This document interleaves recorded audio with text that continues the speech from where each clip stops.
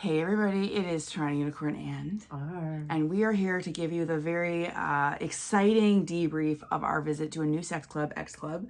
And not only that, while we were there, we had also our first kind of same scene sex together, even though it wasn't me and her playing together. And so we created a new way for friends of swingers to hang out, in my opinion. And so we're excited to share that as well. So it's going to be a long one. This is also available on my podcast because you can listen to this when you're driving or anything else. So make sure you check it out wherever, makes sense to you. Are you ready to tell a story? Let's do it. We are veterans at Oasis Aqua Lounge, okay? We know where everything is. We walk in, we're like, we want this locker number. Like, we know the lay of the land. We sit there when people come in looking new, and we're like, oh, can we help you understand the place, right? And then we became new again. Yes. And that was new for us. So why don't you start with that? What did you think about the experience of nerves going to a club? So I always got that feeling of having nerves before going to a nightclub, even when I was in my 20s. Okay. And so what am I going to wear? And am I, who's driving? And can I drink? And all these kind of things. Yep. And so the stress of, in this case, it's not just nightclub, it's also sex club.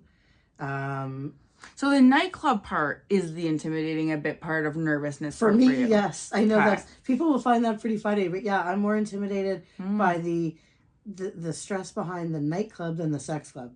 Naked, we're all even. Yeah. When you have to pick something, an outfit, it represents who you are. It gives a vibe.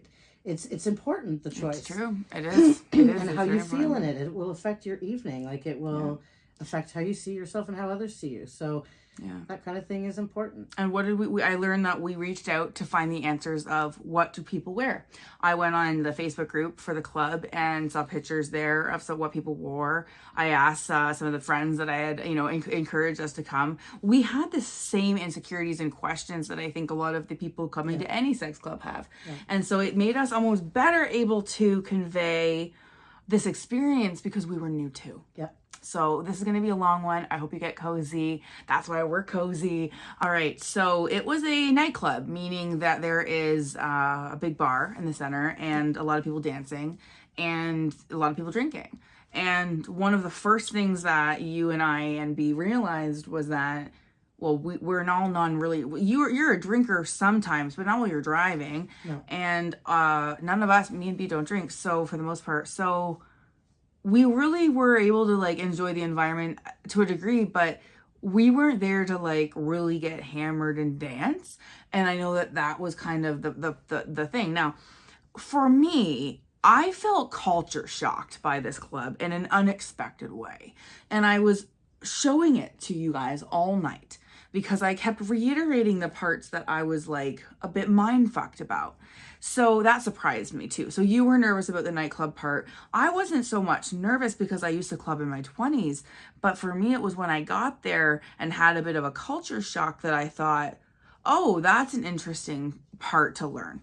So let's start. So the nightclub part, we ended up basically bringing a bunch of outfits because we thought, we'll look around, we'll see what other people are wearing. And if we have to skimp down to something, we'll have something that's skimp downable. Right. And we didn't end up using any of those. Well, we did skimp down, though. I ended up taking off my skirt and had just my little lingerie on. Well, and that's it. What we ended up doing was sort of dressing in a way that we could unlayer. So we didn't do any outfit changes, but we took off parts of what we had. So it worked out like that. So I did end up wearing the outfit with the red skirt because I felt good in it and I liked it. I did like the other one. It was really a toss up, right? Any of them could have been really good. So thanks for voting. But I ended up doing that, and then I took it off, and I ended up wearing that one with the zipper that goes all the way down. That was very sexy. So I wore that as. And you said that you had never expected to see that be used or something, right? That when I bought that, I tried it on, and I went, hell no! When am I ever gonna wear this? You know? Yeah. And I found a place. That's crazy. Yeah. And it was the right choice for the right night. Absolutely, and I'd wear it again. So, like, I felt good there. I felt cute in an outfit. I liked that, you know, it was a lot of beautiful decor, like nice couches, things like that. Very inviting. Yes, very good music, very nice staff. But it was a quieter night that we went on, but you can see the beauty of the place. Like, you can see the place. Now, I just think that there was even signage that was more couple oriented. And so they would say things like, you know, you enter as a couple, leave as a couple. And I was like, what about the 3s or the 4, like the 6s or the 5s? Like, I just usually, like, you know, pile up some single friends and make an orgy sometimes. So for me, I thought the signage was interesting because it shows it, and it's true that apparently this couple is geared more towards couples. And so, so this is also a club that is more for that, right? I shouldn't say, that's just our opinion, I guess. Well, I was also speaking to some of the people around there, and that's the gist of what I got is that there's a lot more couples than there are single people. Yeah. And so that night was an exception, and so far as there were solo men that were there. Yeah. And so maybe some of the regular couples weren't interested in that and didn't come. It was a Friday night. Some people night. left, apparently. Like, some people pulled in because there's single men there. So apparently they're, like, a little, like, used to a certain vibe. And then that was an off night in terms of the vibe. But having said that, I haven't been to a nightclub in a while. And I haven't been to one in Toronto, really. And so I didn't really remember that there was kind of, like, segregated seating.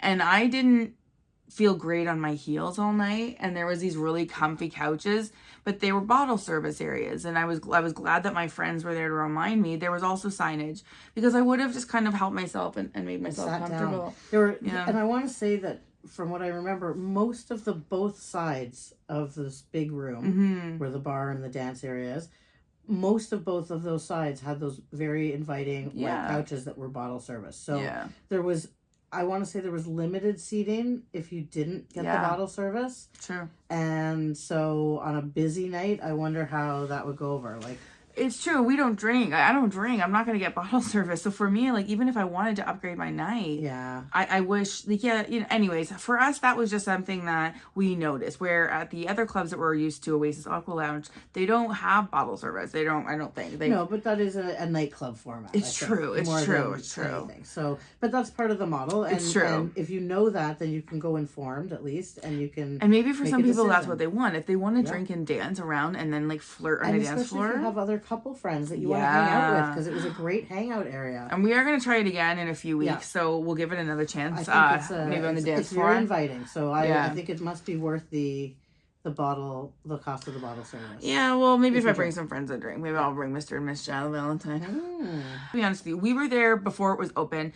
We were kind of back access, awesome, able to film. So we didn't go through the normal check-in process to get the wristbands and everything. So we just have to be really honest that we didn't get that kind of orientation from the staff, and that we can't speak to the accuracy of the rules or anything like that. Their website is very well constructed with the information you need to find about what to wear, what's allowed, that kind of thing. You're just gonna have to go to the X Club's website. But for us, I was a little startled when I learned that in the clubbing area, there was no sex, because I didn't see a sign on the wall saying "Don't whip your dick out," and I just walked into a club that I thought was a sex club, and I guess what I've conveyed to R is, for me, if I didn't know and I walked in there for a night with my friends and I didn't know that rule, or that would be a major faux pas, and I went and I sat on those white couches where I'm not supposed to and whipped a dick out, I'm making so many mistakes, right? Yeah.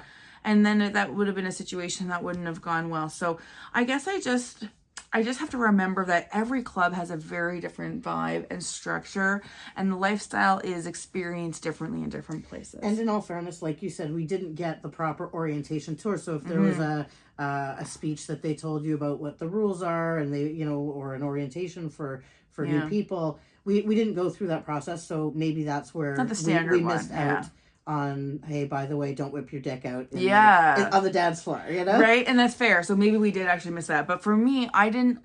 I guess I just don't like to live in a world with rules. And for me, that is a very real aversion. Don't whip your dick out on the dance floor is a bad rule? In a sex club, yeah, I guess I just don't like that there's rules about what room you're allowed to do things in. But I understand that even at other clubs, there's rules like that too. But for some, they make sense, like not in the hot tub or something or like whatever. But when it's like not on this couch, but on this couch. I guess what I'm looking at is that it's kind of divided into two parts. There's a nightclub element to it. Yeah. And then physically through a different door is the sex club element. Not an exit and enter a new place, but same building. It's the same building, but through a certain direction that's very unidirectional, you know? So the place is kind of divided into two locales. I like to call it was almost like a structured foreplay kind of situation where the front, the club is the first part of the night. It's where all the, everyone shakes their booty and flirts and touching and all that kind of, seductive dancing. The drinking too. The drinking and the getting to know everybody. Because then you've got to put that bottle down when you walk into the play areas, which is also different from Mississauga Lounge. Because you're allowed to drink pretty much everywhere except for the smoking patio. So it really was a shock because luckily for us, we didn't drink. So we were able to take our juice or whatever wherever we wanted. Which I'm trying to understand. I don't understand why you can take non-alcoholic drinks back there, but not alcoholic drinks. It must be a licensing issue. It must have to do with that. But okay. So. Apparently the Loft, which is an area you can rent for $200 a night if it's available, also has bottle service, but that's it. Otherwise, you can't have your alcohol in the play areas. So it is an interesting structure in the sense that the first part of the night is meant for your drinking and clothes and partying and dick out, dick in. No, sorry, dick in pants. And then you're supposed to almost like convert almost like Cinderella, but like at midnight she like turns into the whore. And like, and then you go into the back spot and then there's like different bedding and then everybody's allowed, and then not only allowed, you have rules about no more clothes basically. Okay, so once you go back into that room, okay, we went back there and we wanted to change. We have to change into a towel beyond a certain point or into lingerie. Yeah. So in order to put our things in a locker, again, different from Oasis, there's a person there who will operate the locker for you, who has the key everybody. For everybody. Yeah. So you don't have to carry around a key. You don't have to worry about that. Yeah. And everything is secure. secure. And we didn't have any issues waiting for our stuff or anything. So. Yeah. That was good. Yeah, it was good. So basically, I'll be honest with you, when we were kind of waiting for the night to pick up because we got there a little early, we don't drink. We're at a nightclub without alcohol, waiting to be able to fuck. and so we weren't really allowed to go to the back play areas really until a certain time. And so I'll be honest, it was after that time happened that our night really picked up. Yeah, because I mean, I don't know. There must be a reason why they do that. But I'm thinking if I wanted to, suck a dick at 10:30, why can't I suck a dick at 10:30? And I'm not going to lie to you. What if I have to get home? I know. It's confusing to us. For me, I don't like the rules. Well, I understand why you can't do that in the nightclub area. Yeah, okay? I don't know. Maybe we're wrong on this, but we did not cross over. Like nobody went. I tried to bring someone over there, and he was like, "No, it's not time yet." And I was like, time. So I don't understand. My God, is it recess? Is it recess time? No, but was it the house rule, or was that B's rule? I'm pretty sure it's the house rule, but I guess I'll be honest, I wasn't encouraged to have sex before midnight. Right. And that's fair. And if I met someone on the couch at 10:30, I may no longer want to fuck him at midnight because of how long I've had to hang out with him. Right? Well, sometimes you learn things about people. They drop a bomb. If he said okay the first 5 minutes, that's fine. Right? Give too much of yourself and she'll hate you. Well, sometimes That's funny. Anyways, but it's a real issue. Why would I go early if I'm gonna? Anyways, I think for me is it felt a little structured and from what I was used to. Now, if somebody likes that because they want the crowd to move at the same time, that is a benefit because when you go early, you're going to be with people who went early to not have sex early. From what I understand, also, there are people who show up late just for that. Yeah, I've heard that, yeah. So, there's that as well. So, once we got into the actual club, the area where we got into our own space, we loved that there was private areas, right? Yes. There was a private room that just her and I and B went into, and we could close the door. There was no window, and no one could bother us. And by bother, I don't mean... interrupt. Yeah, because it was a really, sometimes people get performance anxiety, all sorts of issues. Some people like to ask if they can join all the time. It's kind of annoying. So it was nice to be able to actually have fucking 4 walls around us where we don't really have that at Oasis and Aqua Lounge. Exactly. Yeah, and so we basically had a really good, scene in there that we'll get to in the second part of this video. But to finish this part off, we really did like the sex club area. Yes, the play area was very inviting, beautiful, very open, well decorated. The furniture looked like it was of good quality. Yeah, there was lots of space. I liked the decor. Clean. I liked it. I liked it. And then, that was the main play area. It was stunning. And if I was there on a date, and they do geared to couples. Oh, I would be all over that place. It would be like when you drop a kid off to like a jungle gym, and you're like, I'll see you in 3 hours, honey. And then like for us adults, it's our jungle gym. Okay. I'm just saying.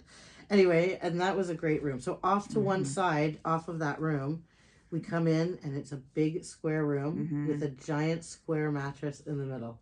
Like the biggest orgy room ever. Yeah. Like that. I'm like, wow. And I thought to myself, now that's an orgy room. Yeah, that's pretty cool. That is an orgy room. And it had everything you needed in it. And that was a great space as well. I would love to see that place when it's hopping for sure. Yep. Well, I'm just going to get repositioned. We can keep talking. Yep. No worries. So yeah, we'll have to try that on a different kind of night as well.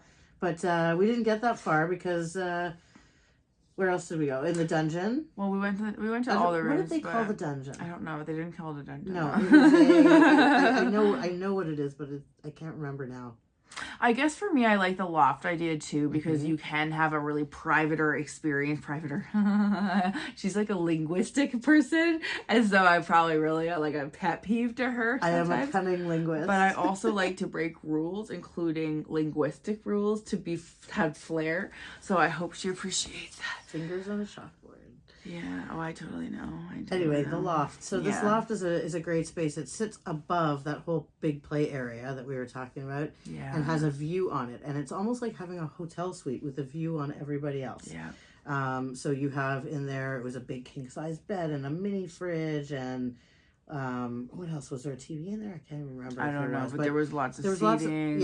It was a comfortable space in there, and it's almost like you're king of the world. You can look out and see everybody and what they're doing. So for the voyeur, that's a great space for you and your voyeur friends to rent out. It's true. And if I was going to go there again, I would probably for myself look into that, because I don't think that's necessary to have alcohol. You can get the place without alcohol. So I'm like, okay, maybe we'll see. If not, I'll bring some friend. So, so I think overall for us, what we realized at the end of the night was that the outfit that we picked mattered. Yep. Because that's what you're presenting to people. It was important that you felt good and looked good, especially you might be standing for a long time, so you have to be wearing comfortable shoes. Or if you're sitting, you better make sure what you're in looks good when you're sitting. Yeah, in your bottle service couches. Right? So yeah, I think, there was other couches that weren't. We were sitting on some that weren't. So I shouldn't say that, but I just think that it is a nightclub, and if you are a partier, great. If you're a dancer, great. If you want to, sit back and watch, great. But if that club isn't your scene, you really shouldn't show up before midnight. Yeah, if you don't want to participate in the nightclub side of it, it might be a little bit quiet if you're not a drinker, dancer, and all that. But I like the tunes they were spinning.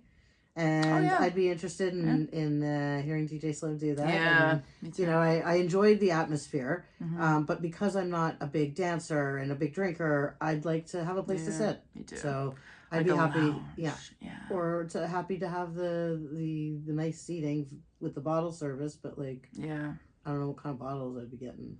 That's just it. Anyways, bottles of water. Yeah, well, let's get the fancy one. Fancy water with some big ice cubes.